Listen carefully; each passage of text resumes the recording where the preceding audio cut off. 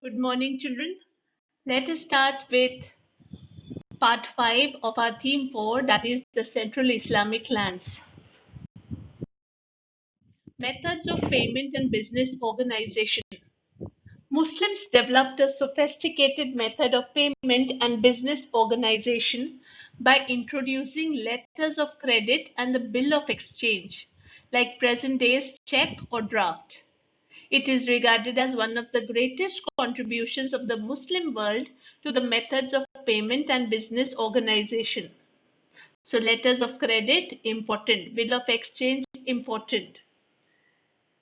The traders and bankers used these modes of payment to transfer money from one place to another or from one individual to another.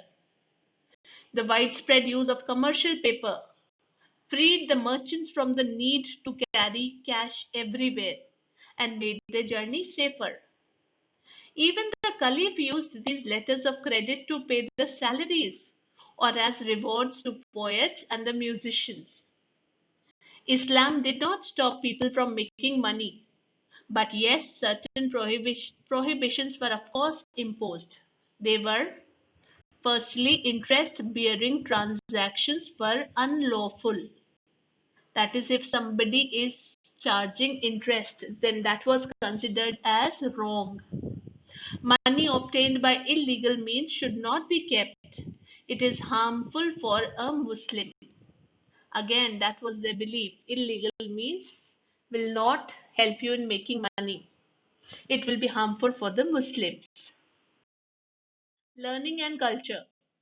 For religious scholars of Islam, knowledge is derived from the Quran and the model behavior of the Prophet. Two things: Quran important and behavior of the Prophet. His model behavior, how he conducted himself. That was important. They devoted themselves to writing tafsir and documenting Muhammad's authentic hadith. Sharia is a law which governs the relationship of Muslims with God through rituals and with rest of the humanity through social affairs. The Sharia provided guidance on all possible legal issues within the Sunni society, though it was more precise on questions of personal status, such as marriage, divorce, and inheritance, than on commercial matters on penal and constitutional issues. Before it took final forms, the Sharia was existed to take into account the customary laws of the state on political issues and social issues, on the political order and the social order. When life had become increasingly complex with urbanization, which led to the formation of four schools of law in the 8th and the 9th centuries. These were the Maliki, Hanafi, Shafi, and Hanbali schools, each named after a leading jurist. Who is a jurist? A jurist is a person who is expert in the field of law. So M, H, S, and H. 2H, 1M, and 1S. Sufis were a group of religious minded people in medieval Islam. They sought a deeper and more personal knowledge of God through asceticism and mysticism. So, two things were important for them, that is, asceticism and mysticism. What is mysticism? Mysticism is रहस्य की दुनिया. Asceticism is penance. So, that was important for Sufis. They were religious minded people. The more society gave itself up to material pursuits and pleasure, the more the Sufis sought to renounce the world and God alone. That is, tawakkul was important for them. Sufis used musical concerts, which was called as sama, to induce ecstasy and stimulate emotions of love and passion. They believed that through this sama, love and passion gets created. The emotions of love and passion are created. Bayazid Bistami, an Iranian Sufi, was the first to teach the importance of fana. Fana is submerging the self in God. अपने आप को God में समाहित कर देना. That is fana. अल्लाह के साथ एक हो जाना. That is fana.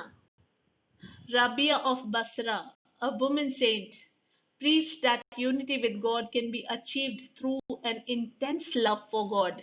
Only that is needed, then one can be easily united with God, said Rabia.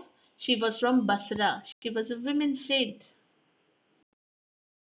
The influence of Greek philosophy and science in the field of education. In the schools of Alexandria, Syria, and Mesopotamia, Greek philosophy, mathematics, and medicine were taught along with other subjects. Three subjects: Greek philosophy, mathematics, and medicine. They were also taught along with other subjects here. Translation of Greek and Syriac books into Arabic by Christian scholars began under the Umayyad Caliphs and the Abbasid Caliphs. That is, Greek books and Syriac books were translated into Arabic. Translation became a well organized activity. A huge library cum Institute of Science, Bet al Hikmah, was set up in Baghdad where the scholars worked. So, Bet al Hikmah, what was Bet al Hikmah? It was a huge library, plus it was Institute for Science also, which was set up in Baghdad. And here the scholars worked. The works of Aristotle, the elements of Euclid, and Ptolemy's Almagest were brought to the attention of the Arabic reading scholars. During the same period, the Indian works on the medicine, astronomy, and mathematics were also translated. When they reached Europe, they aroused the interest in philosophy and science. The study of new subjects promoted critical inquiry and had a profound influence on Islamic intellectual life. Scholars and philosophers posed wider questions on Islam now and provided fresh answers to the questions on Islam.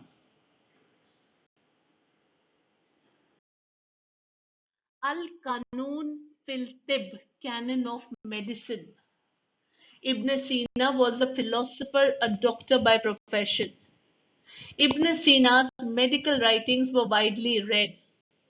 The book Al-Qanun fil Tib, which was a canon of medicine, is written by Ibn Sina.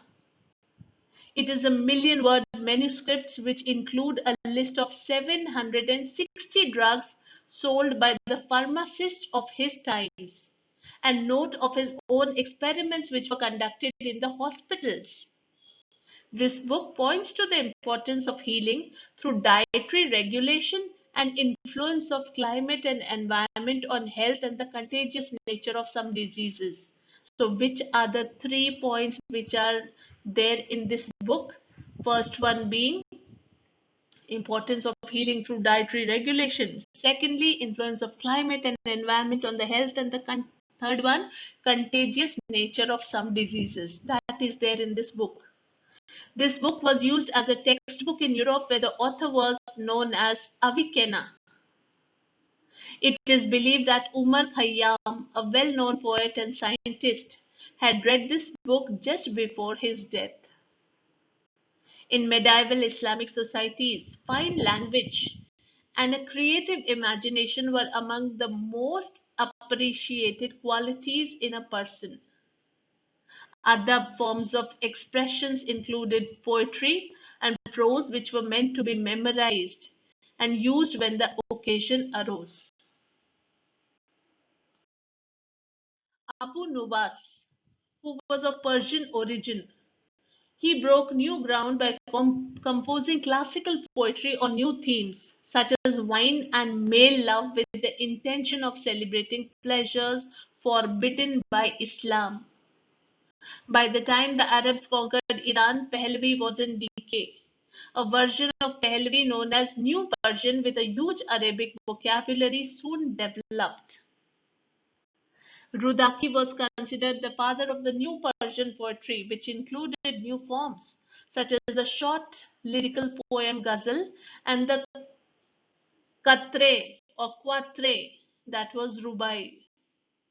The rubai is a four-line stanza in which the first two lines set the stage, the third is finally poised, and the fourth delivers the point.